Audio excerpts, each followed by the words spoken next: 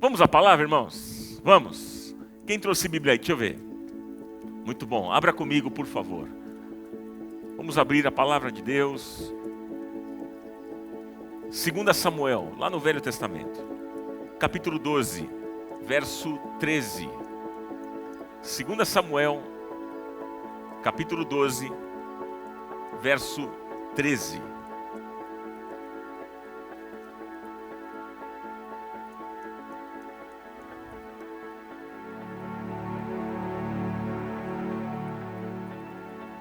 Diz assim: Então Davi disse a Natã: Pequei contra o Senhor. Pequei contra o Senhor. E Natã respondeu: O Senhor perdoou o seu pecado. Você não morrerá. Entretanto, uma vez que você insultou o Senhor, o menino morrerá. Depois que Natã foi para casa, o Senhor fez adoecer o filho que a mulher de Urias dera a Davi. E Davi implorou a Deus em favor da criança. Ele jejuou e, entrando em casa, passou a noite deitado no chão.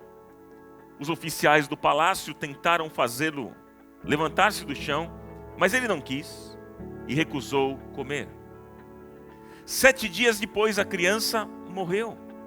Os conselheiros de Davi ficaram com medo de dizer-lhe que a criança estava morta e comentaram: Enquanto a criança ainda estava viva, falamos com ele e ele não quis escutar-nos. Como vamos dizer-lhe que a criança morreu? Ele poderá cometer alguma loucura. Davi, percebendo que seus conselheiros cochichavam entre si, compreendeu que a criança estava morta e perguntou: A criança morreu? Sim, morreu, responderam eles.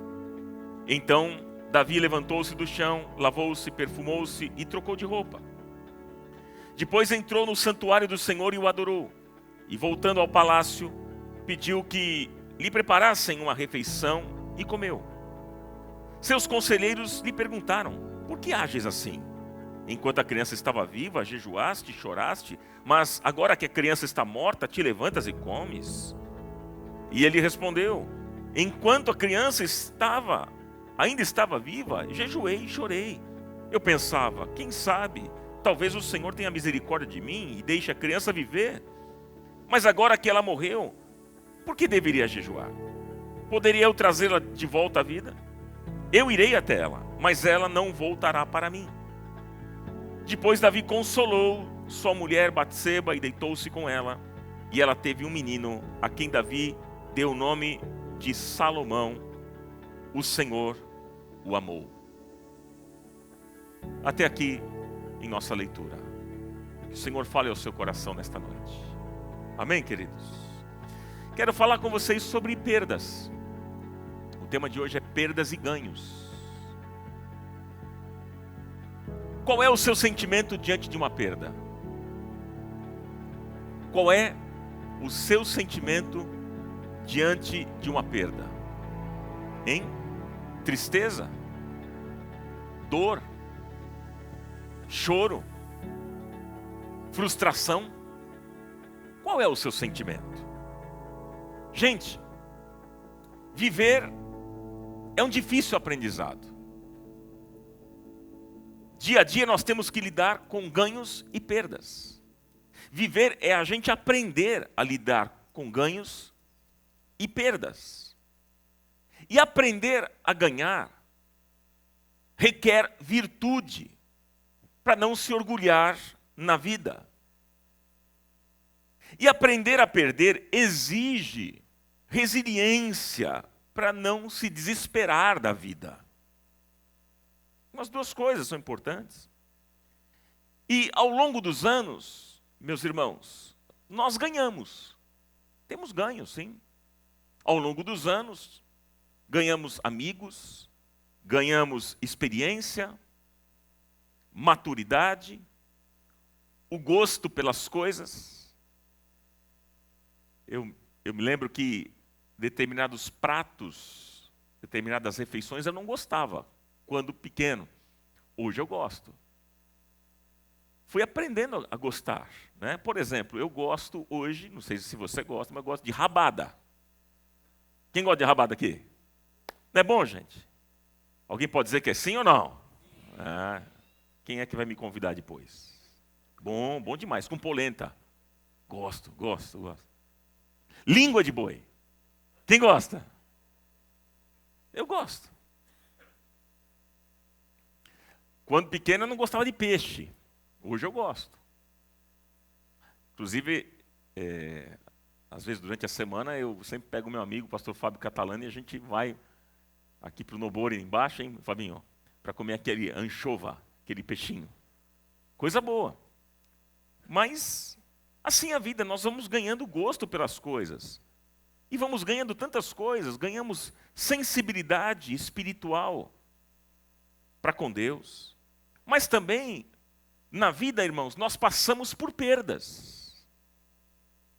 A começar do dia que nós nascemos.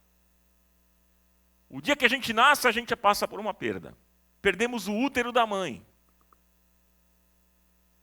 Depois, a infância. Depois, a inocência.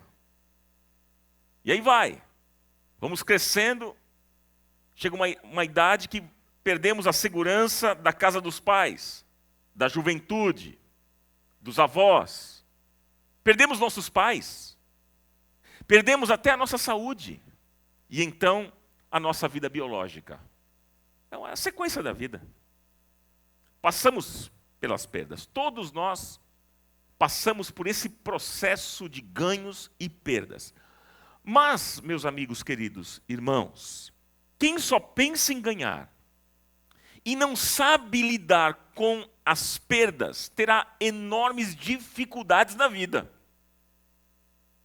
Eu vou repetir.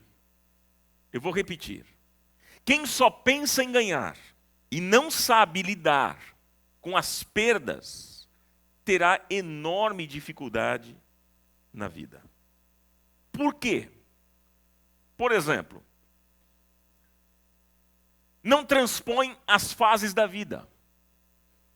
Gente que só pensa em ganho e não sabe lidar com perda, não transpõe fases da vida. Não é? A pessoa que, por exemplo, não se despede da infância, ou da adolescência, ou até mesmo da vida de solteiro. Né? É aquele marmanjão, já de quarentão, e que ainda pede para a mãe: ô mãe, amarra o meu tênis. Me dá comidinha na boca. Né? Ele ainda é dependente dos pais. Pois é, queridos, não transpõe as fases da vida. Gente que só pensa em ganho e não sabe lidar com perda, primeiro, não transpõe fases da vida. Segundo, não consegue ter relacionamentos sadios. Porque, gente, toda relação, presta atenção nisso, toda relação pressupõe a liberdade do outro. E muitos querem segurar o outro, querem segurar o parceiro na base da força, da ameaça, da manipulação. Aí nasce uma relação doentia. Isso gera um ciúme doentio. E eu gosto muito de uma frase do Rubem Alves, que ele diz o seguinte: pássaro que está dentro de uma gaiola fechada é sempre cativo. Mas o pássaro que está dentro de uma gaiola aberta só está lá porque quer. Então, gente, o amor precisa que a gaiola esteja aberta. O amor precisa que a gaiola esteja aberta. Esse negócio de fechar a porta da gaiola, você tem que me amar. Você tem que gostar de mim. Isso é manipulação, isso torna o relacionamento doentio demais. Mas quem só pensa em ganho e não sabe lidar com perdas, não consegue ter relacionamentos sadios. Quer ver uma terceira coisa também interessante para a gente refletir aqui nesta noite? Quem só pensa em ganho e não sabe lidar com perdas, vive também uma espiritualidade egoísta. Vive o quê, irmãos? Pois é, meus queridos, porque o culto religioso dessa pessoa é a si mesma. É aquela pessoa que sempre diz: eu vim aqui buscar uma bênção e o meu milagre. E se o culto for para celebrar um relacionamento bonito com Deus, a pessoa vai achar o culto chato. Ah, que culto sem graça. Não teve milagre. Não teve morto ressuscitando. Não teve cego enxergando. Eu queria a minha bênção. Esse culto não tem unção, não tem graça. Cadê os grandes testemunhos? Esse culto não tem poder. Vocês percebem, gente? Pessoas que só pensam em ganhos e não sabem lidar com perdas, vivem uma espiritualidade egoísta. O culto religioso dessa pessoa é a si mesma. Eu quero a minha bênção. Eu vim buscar a minha bênção. Até aqui, ok, irmãos? Está dando para entender? Gente, a Bíblia mostra muitas histórias de perdas. É interessante, porque nós acabamos de ler uma história assim. No livro de 2 Samuel, aqui nesse capítulo 12, o que aconteceu? Davi pecou contra Deus ao adulterar com Batseba e conspirar contra o marido dela, chamado Urias. Batseba, diz o texto, engravidou e deu à luz um filho a Davi. Mas Davi foi confrontado pelo profeta Natã, que disse que a criança não iria viver, iria morrer. Mostra aqui o texto. E aí Davi se enche de culpa, ele se tranca no seu quarto, ele chorou, ele lamentou, ele jejuou por 7 dias, pedindo, clamando ao Senhor que poupasse a vida da criança. Mas a criança morreu. A criança morreu. E quando Davi recebeu a notícia, o texto diz que ele se levantou, ele tomou banho, se perfumou, trocou de roupa, ele pediu comida e ele entrou no templo e adorou a Deus. Seus companheiros, seus amigos não entenderam muito bem a atitude de Davi. E Davi disse que enquanto ele tinha esperança, ele buscou a Deus. Mas quando não havia mais jeito, ele simplesmente decidiu não ficar prostrado e seguir a vida normalmente, que foi o que Davi fez. E a lição aqui que a gente pode aprender, meus queridos irmãos, aqui já no início dessa mensagem, a lição que a gente pode aprender é que diante de uma situação difícil, enquanto houver esperança, nós devemos orar sim, devemos buscar a Deus sim, nos esforçar, trabalhar e não desistir. Vá até as últimas, ore, clame a Deus, busque a Deus. Mas a questão aqui é outra. O que fazer diante de uma realidade irremediável? Quando já não tem mais o que fazer? Hein? Como lidar com as perdas e seguir em frente? Como é que a gente lida? Há um ditado popular que diz que o que não tem remédio, remediado está. Pois bem, meus queridos, a mensagem de hoje, essa ministração de hoje, é para aqueles que estão enfrentando um tempo de perdas. Eu não sei qual é a sua perda. De repente você perdeu um ente querido, um familiar, um filho, ou de repente há uma doença na sua casa, seu marido está doente. Eu não sei, um divórcio, um filho que está nas drogas, alcoolismo, enfim. Essa mensagem que eu quero trazer para vocês é de esperança. É de esperança. E que o Senhor fale profundamente ao seu coração nesta noite. Em nome de Jesus. Em nome de Jesus. Amém, meus queridos? Amém. Eu queria ver com vocês quais são as atitudes, à luz desse texto, quais são as atitudes que nós temos que ter diante das perdas. O que é que a gente tem que fazer? E aqui essa história nos ensina, nos dá alguns caminhos, nos mostra alguns passos. Diante de uma perda, o que é que nós devemos fazer? Primeiro, enfrente a realidade como ela é. Diante de uma perda, enfrente a realidade como ela é. Não tente maquiar os fatos. Não. Por que que tem muita gente que não avança na vida? Por quê? Porque tem medo de enfrentar a realidade. E acabam fugindo da vida. São pessoas que normalmente dizem o seguinte: seria tão bom se não tivesse acontecido assim. Seria maravilhoso se eu não tivesse perdido o meu casamento. Seria excelente se eu não tivesse perdido o emprego. Mas a sua realidade é outra. E você precisa encarar a realidade. Porque muitos tentam negar os fatos e aquilo que é verdadeiro a respeito deles. Meus queridos irmãos, muitas pessoas se iludem e elas acabam entrando em um outro mundo. Elas criam, na verdade, um mundo paralelo, não é? Elas ficam descoladas da realidade.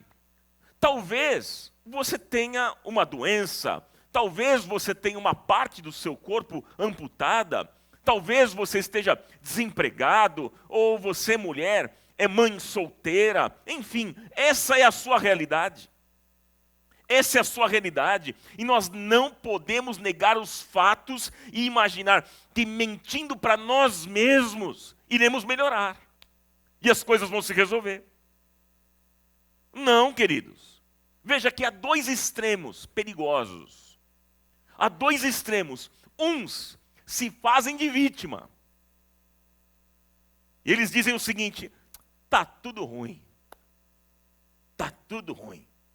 Por outro lado, num outro extremo, outros escondem a tristeza por medo de se expor. E dizem: está tudo bom. A vida do camarada está aos pedaços, aos cacos.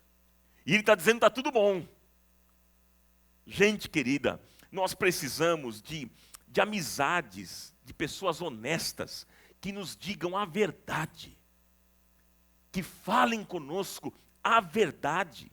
Veja o texto, no verso 19, quando Davi perguntou aos seus companheiros sobre o filho, o texto mostra que eles foram honestos e disseram: o menino morreu.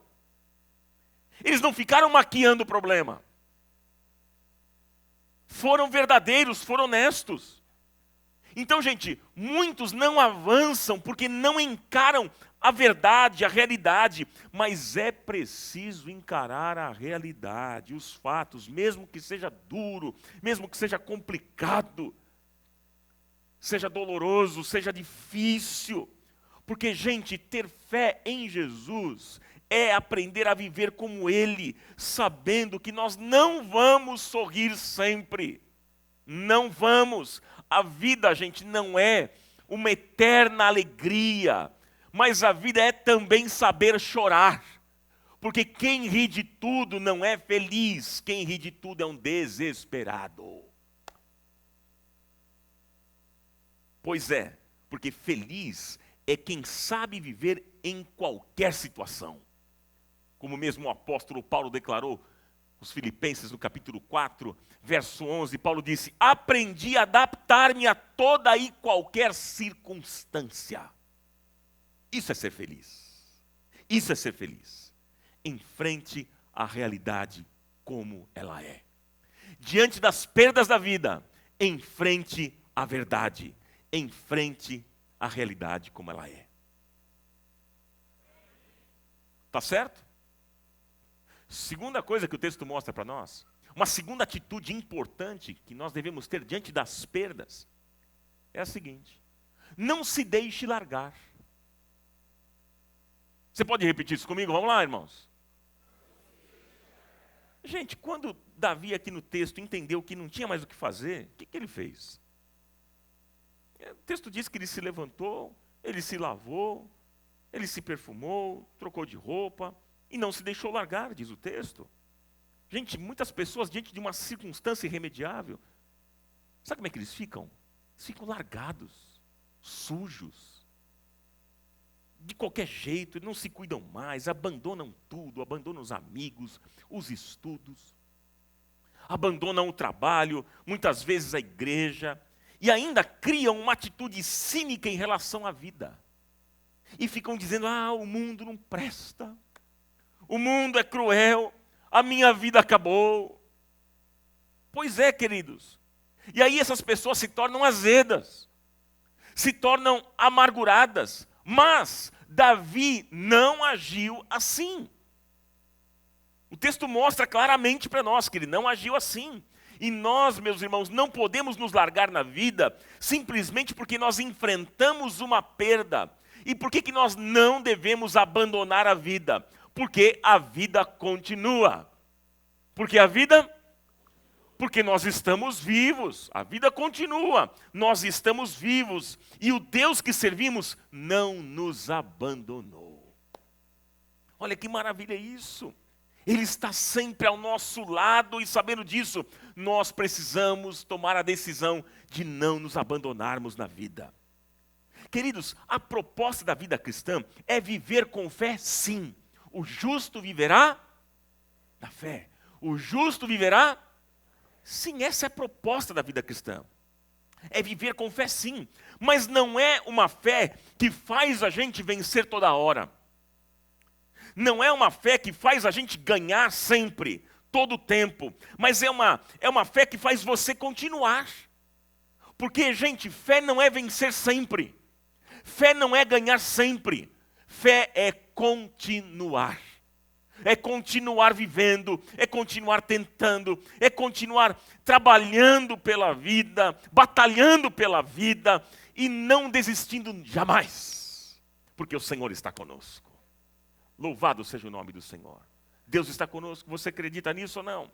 E é por isso que nós não podemos desistir, porque Deus não desistiu de nós, Deus não desistiu de mim, Ele não desistiu de você, meu irmão. E se você ainda está vivo, está respirando, saiba que há promessas de Deus que irão se cumprir na sua vida. Creia nisso, louvado seja o nome do Senhor. Em nome de Jesus. Amém, queridos? Nós precisamos tomar uma decisão. Precisamos tomar a decisão de não nos abandonarmos na vida. Mesmo que seja duro. Mas é duro, Ronaldo, é difícil, é pesado. Mesmo assim. Mesmo que seja duro, seja pesado, seja difícil. O apóstolo Paulo disse, na continuação lá do texto de Filipenses, no capítulo 4.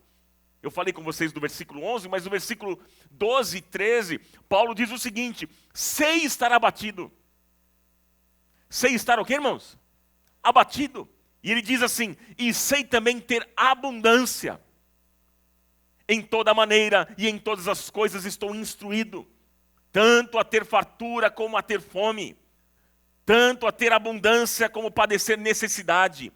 E ele termina dizendo, posso todas as coisas em Cristo que me fortalece.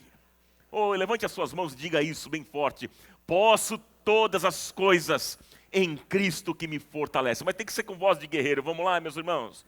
Posso todas as coisas em Cristo que me fortalece. A última vez, vamos lá. Posso todas as coisas em Cristo que me fortalece. Louvado seja o nome dele. Sim, nós podemos, tudo nele.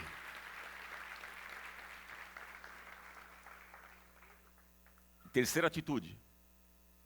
Diante das perdas, qual é a outra atitude que nós devemos ter?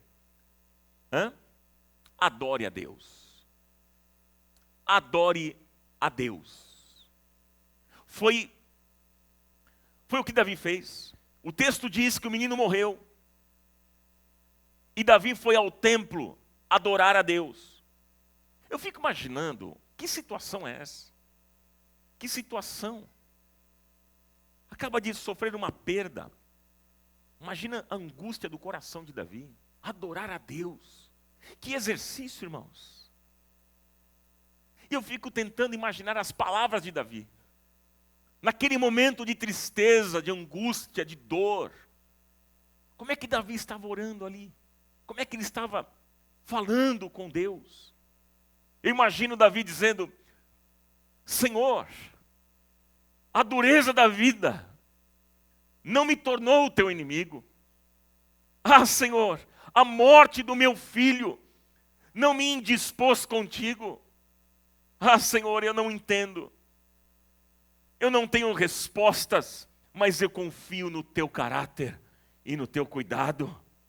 E eu sei que o Senhor tem um carinho por mim, o teu olhar bondoso, amoroso e carinhoso está na minha direção.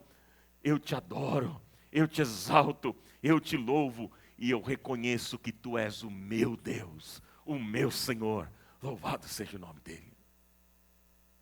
Oh, meus queridos irmãos, quando você enfrentar uma situação de perda, quando enfrentarmos uma situação assim, nós precisamos aprender a declarar e dizer: eu sei que o meu Redentor vive, eu sei que Ele é poderoso para me guardar, eu sei que os pensamentos que o Senhor tem a meu respeito são pensamentos bons, de paz e não de mal. Eu sei que eu posso confiar no Senhor, Ele é o meu pastor e nada me faltará.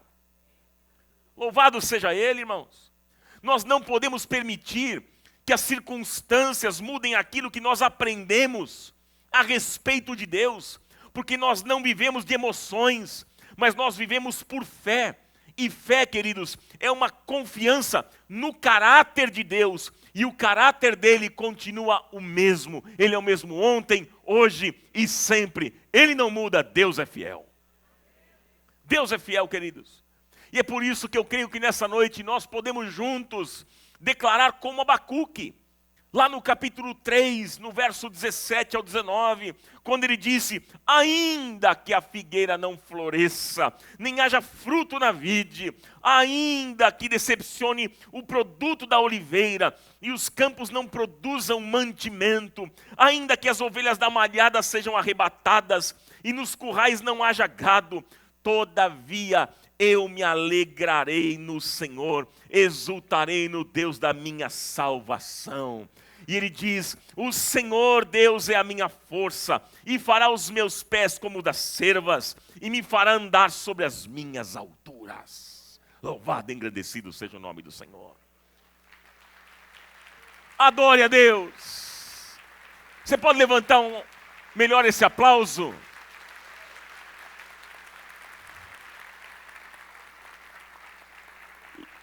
Levante os seus braços aos céus e comece a adorar a Deus. Comece a adorar, diga: eu sei que o meu Redentor vive. Eu sei que tu és poderoso para me guardar.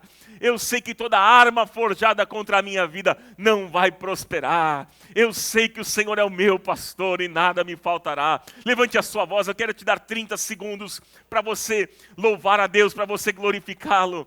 Se você enfrenta perdas na sua vida, louve, adore, exalte a Cristo. Oh, louvado seja o teu nome, Senhor.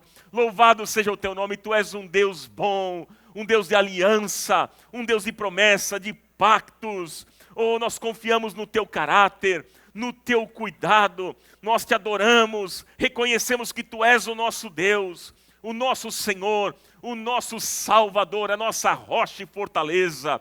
Escudo é o Senhor. Louvado seja o teu nome. Tu és aquele que perfeitamente desembaraça todo o nosso caminho. A ti honra, glória e louvor. Amém, amém e amém. É assim que devemos fazer. Louvemos ao Senhor.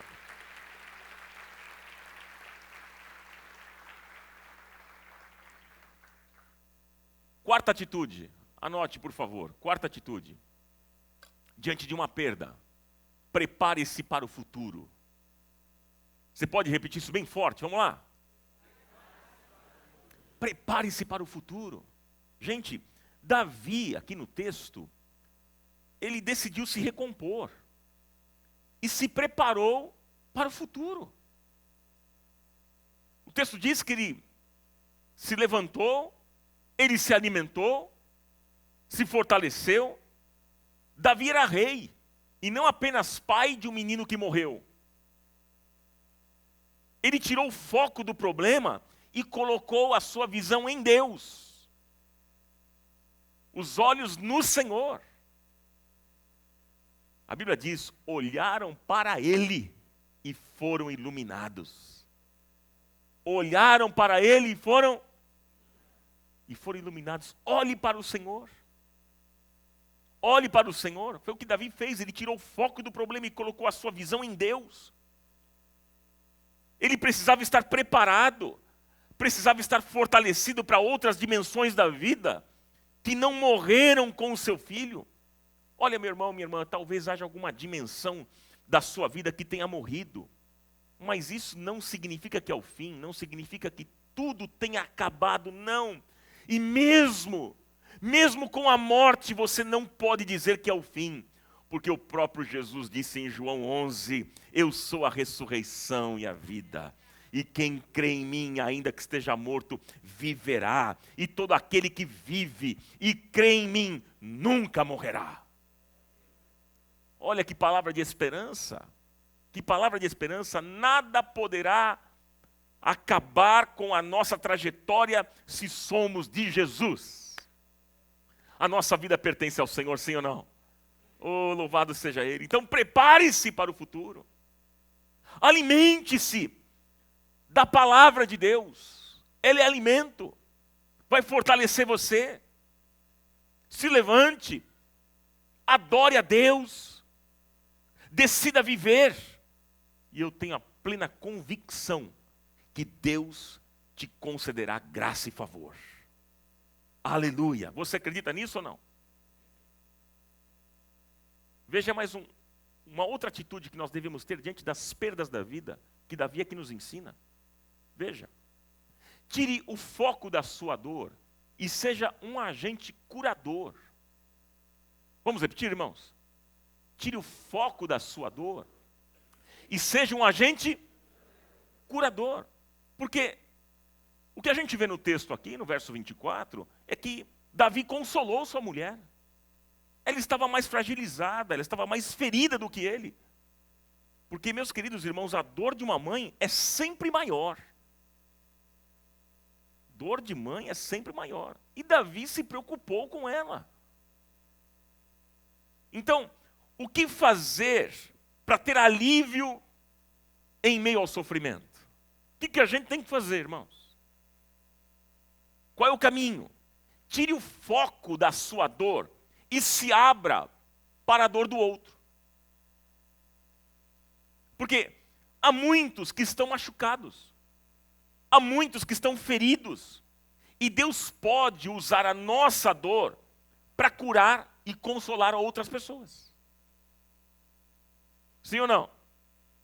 Então veja aqui, a percepção da dor do outro nos torna agentes curadores de Deus. Ah, meus queridos irmãos, e Davi, diz o texto, ele consolou a sua mulher. Ele disse, olha mulher, eu entendo a sua dor, eu sei o que é isso também. Eu entendo. Gente, quando nós consolamos o próximo, a nossa dor se torna menor. Pode perceber isso. Irmãos, nós precisamos perceber que existem muitas pessoas sofrendo ao nosso redor e por vezes sofrendo muito mais do que a gente. E o apóstolo Paulo escreve em 2 Coríntios, no capítulo 1, verso 4. Paulo diz assim, Deus nos consola em toda a nossa tribulação.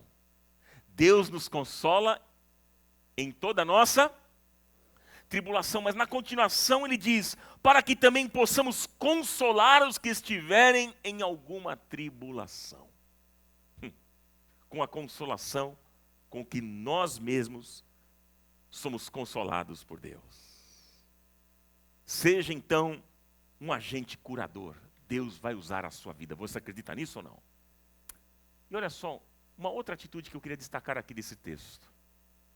Tenha esperança. Tenha esperança. Deus não terminou o projeto dele na sua vida. Tenha esperança. Deus ainda não terminou o projeto dele na sua vida. Meus queridos irmãos, a Bíblia diz que Davi então tomou Batseba e ela engravidou e deu à luz um filho chamado Salomão.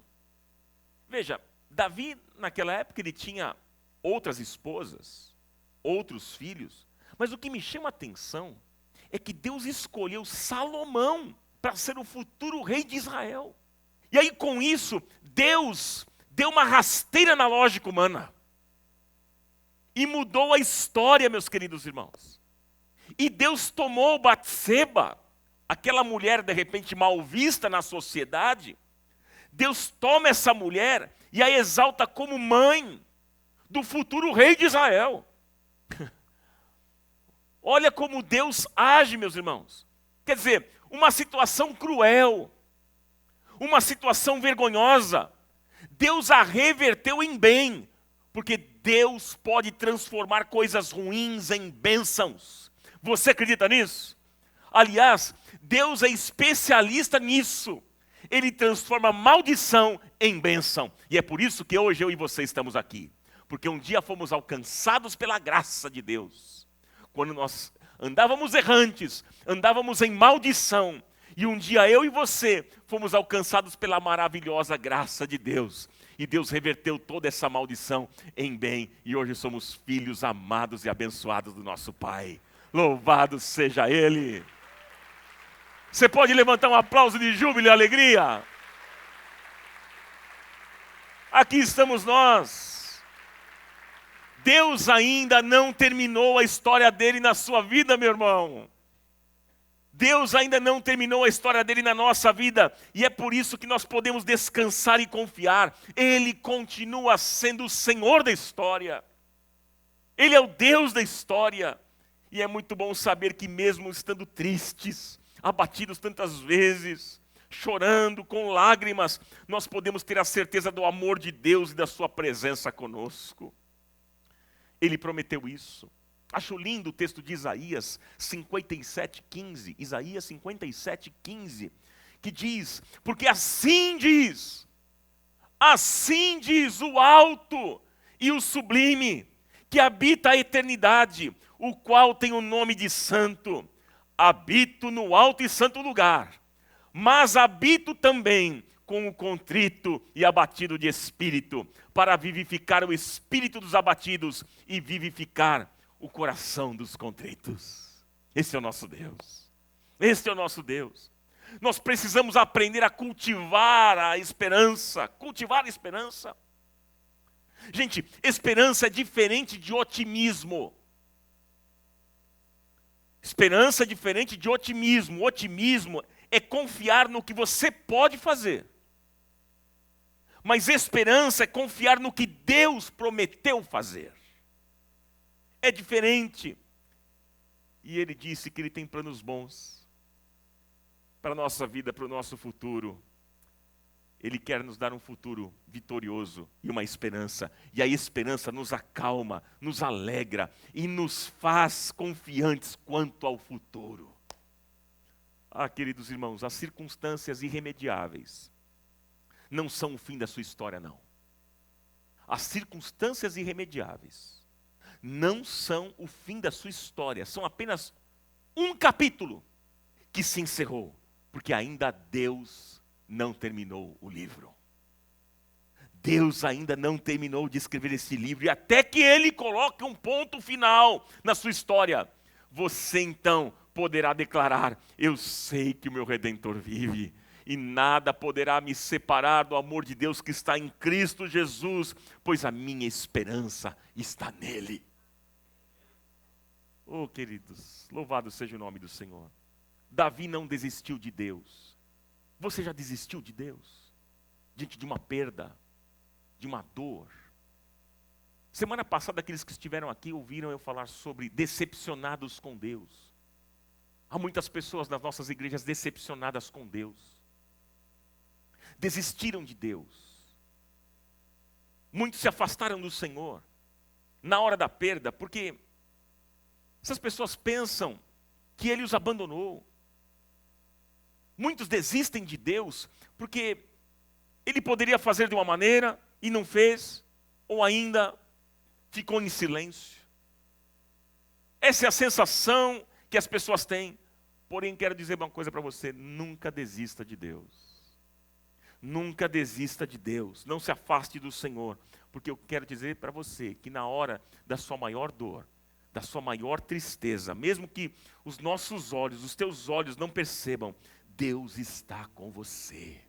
Deus está com você. Ele é o Pai das misericórdias e o Deus de toda consolação. E Ele nos deu o seu Santo Espírito Consolador. É o que declara a palavra do Senhor. Muitas vezes, irmãos, nós nos afastamos de Deus, com medo de repente Ele nos rejeitar em nossa dor. Mas nós precisamos entender que Ele não é somente Deus dos momentos bons, momentos agradáveis, mas Ele é também Deus dos momentos ruins, tristes e dolorosos. O nosso Deus não está apenas na casa onde há festa, mas Ele também está na casa do luto, da dor, das lágrimas.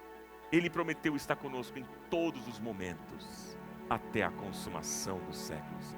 Eis que estou convosco todos os dias, até a consumação dos séculos. Amém? Eu quero finalizar e concluir essa mensagem e dizer para você, guardar 4 coisas que eu vou colocar na tela agora. 4 coisas. Diante das perdas, lembre-se, o Senhor dará alívio à sua dor. Você pode repetir comigo? Vamos lá. O Senhor, Jesus disse lá em Mateus 11:28, vamos ler bem forte, vós, todos juntos. Vinde a mim, os que estáis cansados e sobrecarregados, e eu vos aliviarei, disse Jesus. Diga aleluia.